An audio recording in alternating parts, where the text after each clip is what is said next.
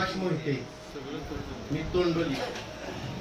आता इथं सगळा गुरुजनांचा मेळावा भरल्या झाले, कुंभ मेळावा, त्यामुळे शब्द काय फुटत नाहीत. मी साधारण 4-5व्या बेंचवर बसणारा विद्यार्थी आणि मध्यमवर्गीय बी क्लास मधला असणारा, आणि या वेळेला हा ग्रुप आम्ही तयार केला, वर्गमित्र स्नेह मेळावा ग्रुप. त्यामध्ये बरीच पहिलेपासून जे आमचे वर्गमित्र होते त्या सर्वांना एकत्रित करण्याचा प्रयत्न केला. 4 वर्ष सतत आम्ही नियोजन करण्याचा प्रयत्न केला की हा मेळावा एक भव्य अशा स्वरूपात मेळावा आपण करूया. पण 4 वर्ष एवढा वेळ भेटला नाही, कारण आता असं आहे की लोकांच्या जवळ वेळ नाही.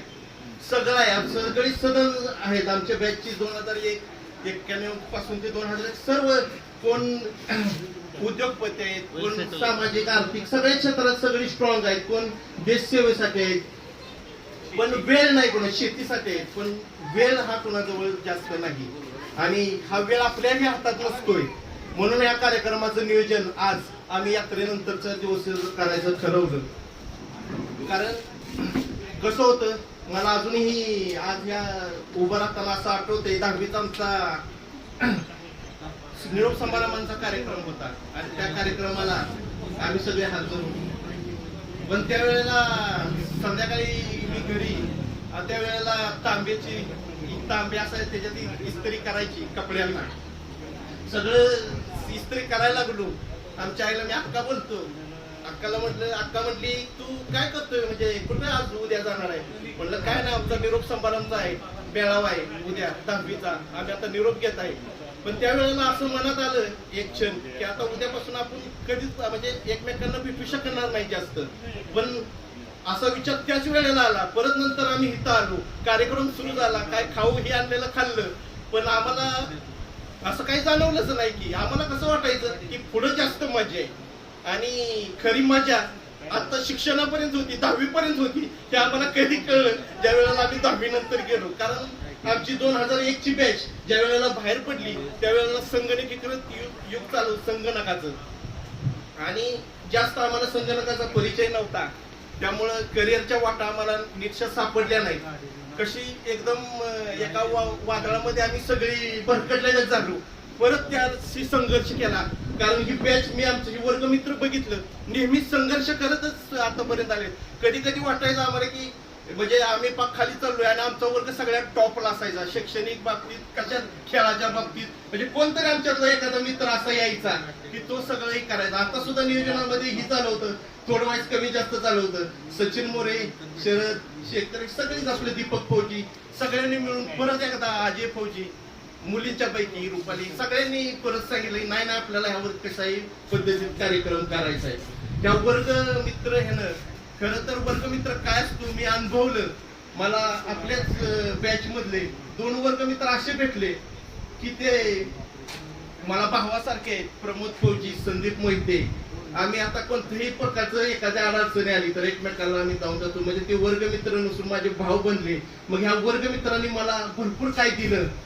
आता गुरुजनांचं सांगायचं झालं तर के सरांचं सांगायला लागेल.